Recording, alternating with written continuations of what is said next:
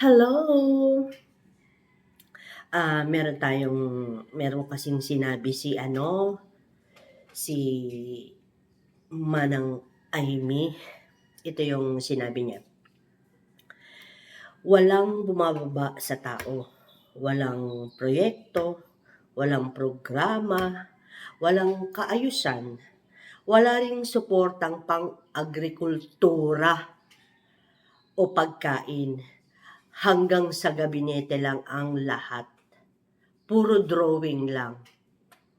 Ang tanong, anong ginagawa mo?" Ano kasi, ang nangyayari kasi, masyado na talagang kasi ang mga SOCMED no? Talagang doon na lang nila sinasabi pero kumbaga parang puro salita, walang gawa. Yung sinasabi niya yung mga kapintasan, kung ano yung nakikita niya na hindi tama. Pero ultimo siya, wala naman din siyang ginagawa. Dapat kasi, wag puro salita, aksyon ang gawin. Batuhan kayo ng batuhan ng dumi ng bawat isa. Lalo ka na itong si Manang. Siging bato rin sa gobyerno pero wala rin namang ginagawa. Hindi ko alam kung anong gusto niyang kunin sa tao. Nakuha na nga niya, di ba? Umano siya kay Inday.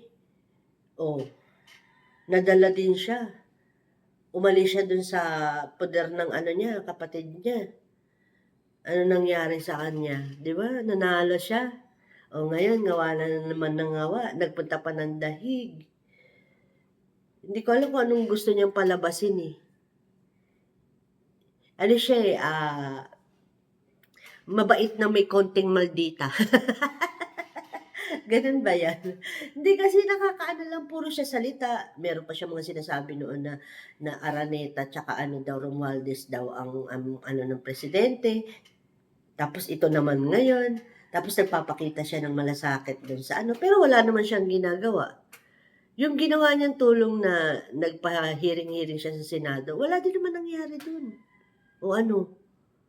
Pakitang tao lang talaga.